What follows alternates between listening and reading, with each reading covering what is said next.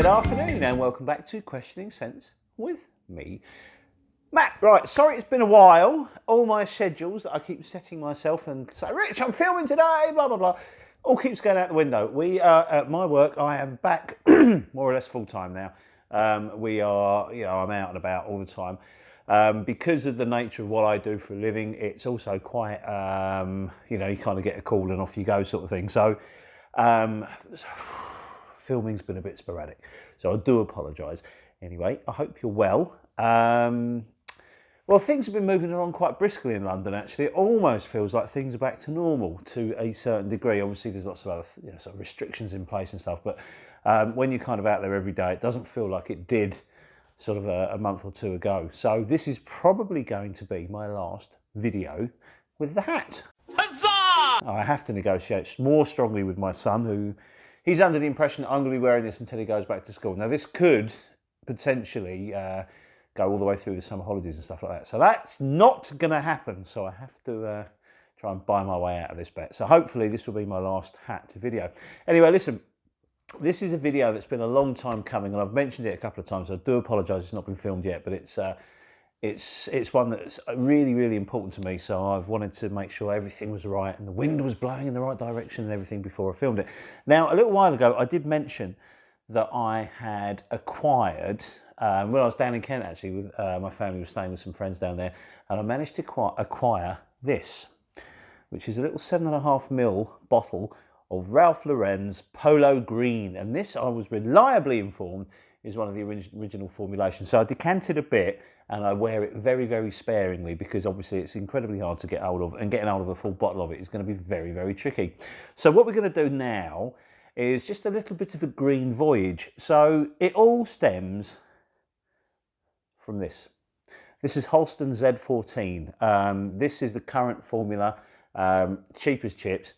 This is a 120ml bottle. You can get it for next to nothing. This came out in 1974, and this was the beginning of all of it. This is where this whole kind of genre of perfumery came from, and it was Vincent Marcello and Max Gavery released this for Holston in 1974.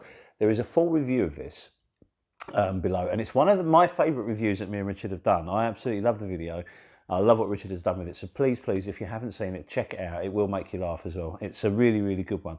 But after Z14 came out, there was a host of other fragrances that came out that were obviously inspired by Z14. And obviously, Polo Green is probably the most famous of them. There was Quorum also came out. Then there you had Caron's Yucatan came out as well. Although that's slightly different. That's more of a kind of a browny, woody thing. But they obviously took inspiration from each other. They must have done.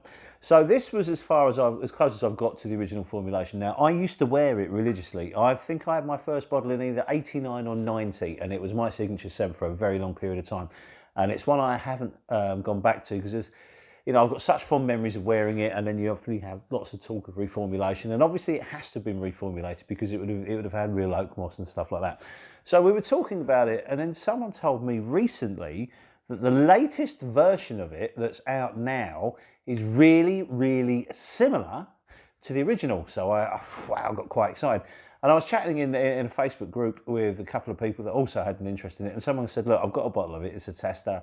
I have Tom Ford's Italian Cypress, which I prefer, so he let me have it for absolutely a steal. Really, really silly money. So here it is. This is the latest version of Polo Green, I'm reliably informed, and it has a sort of a stubby sprayer. So obviously the next step to do is, once it arrived, is to do a side-by-side comparison. Now I'm wearing both of them at the moment, so this is really important. On this hand, I have the new one. Everywhere else, I have the new one. And then on this hand, I have this one. Obviously, this is a splash bottle, so I've had to decant a small amount into a sprayer. So what we'll do is let's just talk about it. So this came out, and this is a Carlos Benaim perfume, the pedigree of pedigrees. Came out in 1978, so a good 4 years after the Z14. So if we have a quick look at the notes, we can just do this as a review of Polo Green, and then we can compare the two and then talk a little bit about sort of other options you may have available to you. So at the top you have artemisia, you have basil, you have thyme, you have cumin, you have coriander, and you have cloves. At the heart you have conifer woods, you have patchouli, you have oak moss. This is where this all hinges, oak moss.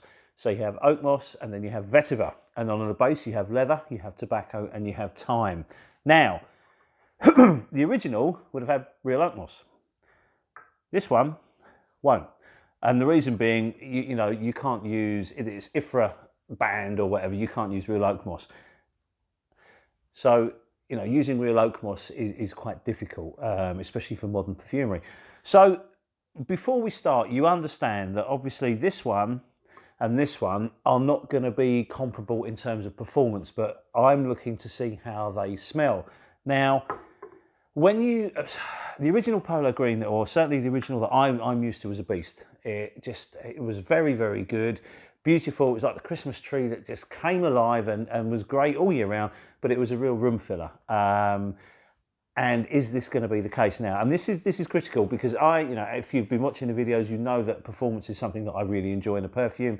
I love smell firstly, it's the most important thing, but performance is so important to me, whether it has good sillage, if it lasts, you know, if it projects, if it lives up to the hype is kind of where I'm going with it. And performance is, you know, everyone's, you know, oh, I don't care how it performs as long as it smells divine. Well, I want it to smell divine and I want it to perform. I think the two are mutually exclusive.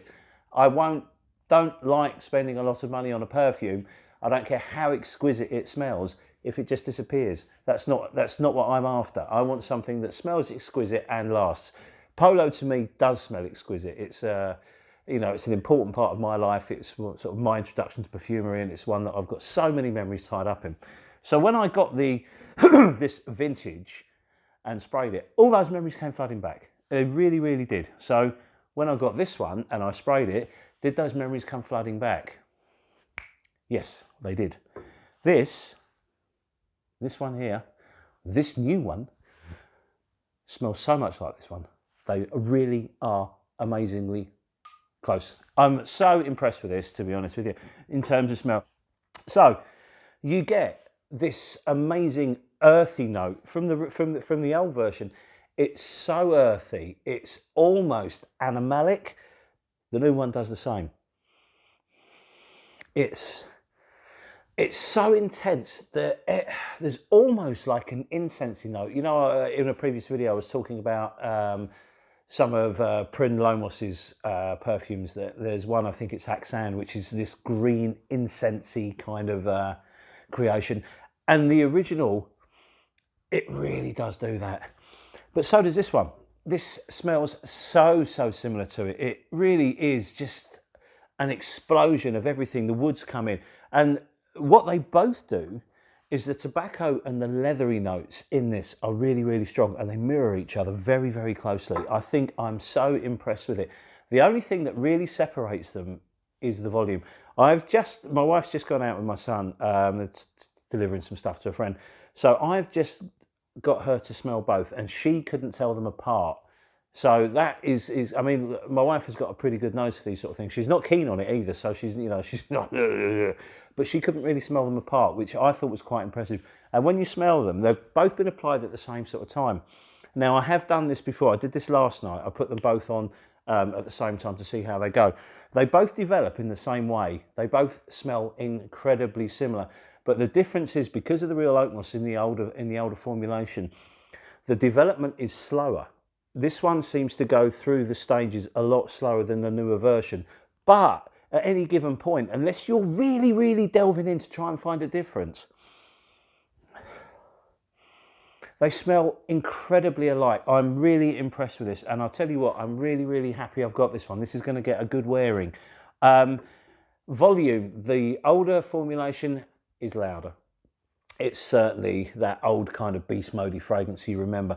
The new one is not that bad. It's not as loud, it's not as big, it doesn't have the performance of the old one, but obviously with the materials available, it's not going to be, you know, it's not going to have the volume, but it does have the depth. It really does. It has a beautifully interesting way of revealing its notes in the same way that the old formulation does, but it does do it at a quicker rate. And I think obviously the way the notes sort of expose themselves and show off.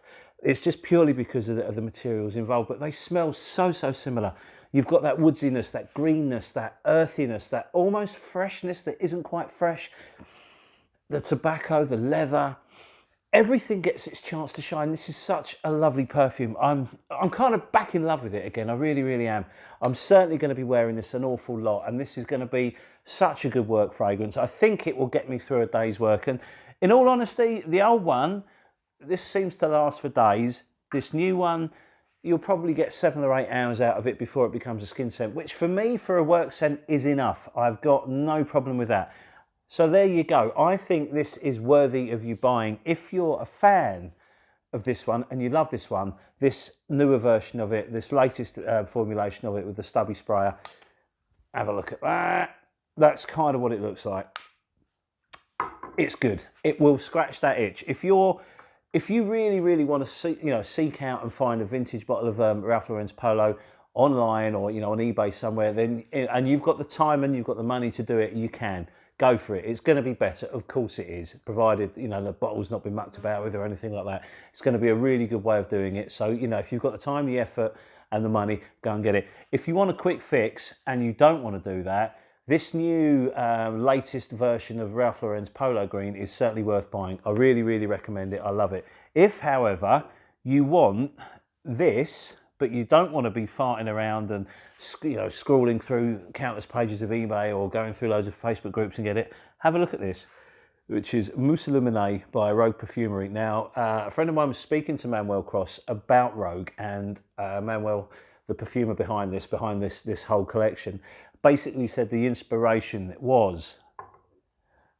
Z14 and Quorum and things like that of the time. And what he's done with Mousse Illuminée is made a monstrous version of that, which is not that dissimilar to that. There's a little bit of mintiness in the opening of this, which isn't really with the old vintage version of Polo's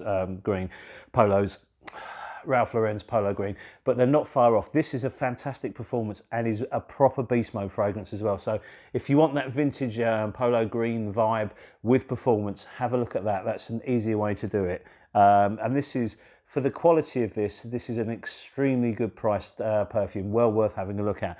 If you've got money to burn and you want this whole thing, this whole vibe, but you just want to go into a department store when they're fully reopened and buy it, then the other option available to you is Tom Ford's Italian Cypress, which is also based on this. They all of these wonderful green scents all come from Holston Z14. This is a true trendsetter, and when people talk about clone houses and people making clones, all of these are a clone of this. So let's not, the sort of smaller companies making clones, yeah, they get on your nerves sometimes, but niche houses do it as well. This is the one that came first. So, Tom Ford, yeah, this is this is a clone. You don't like to hear that very often, but it's true. They all come from Z14, so there are your options. This is an easy to get hold of, fabulous fragrance, really good performance, not massive performance, but good enough to wear, and it's captured that smell. It really has captivated that original smell, so that's a really good way of doing it. If you want something that's nuclear, that does the same job, probably a little bit more exciting perhaps, have a look at that. Perfect fragrance. And if you've got money to burn, buy yourself that. All of these are fantastic. And if you just want to spend 12 quid, have 120 mils of a fantastic smelling fragrance, a little bit soapy, a little bit cinnamony, I agree, get that. You cannot go wrong. Brilliant fragrance. So listen, I hope that's kind of cleared things up a little bit for you. I'm really happy with this, and I'm really glad I've got it, and I will be wearing this a lot, so I highly recommend you do it. So that's I've finally managed to get there and get it done and get it wrapped up. I'm going to get this up to Rich and we'll get it onto the channel as soon as we can. So listen, I hope you guys are doing well. I know everything's happening. We're all in different countries and everything's happening at different rates and stuff like that. So wherever you are and whatever state your country's in or your city's in, even in the UK, we're now finding out that we're in different stages of where this virus is and stuff like that. So it's all very confusing. So let's just try and get through it, get our heads down and get on with it. And enjoy ourselves as best we can. So listen, stay safe guys. Thank you very much for your time. Sorry the videos aren't coming out as quickly as I would like, but hopefully we can get that sorted out. any questions or anything like that, if you want any more information about any of these, then just hit me up. You know, see us on Instagram or put some comments below the video when it comes up, and I look forward to reading them. Listen, guys, thank you very much for your time. Take care. See you on the next video. Speak soon. Cheers. Ta-ra and bye.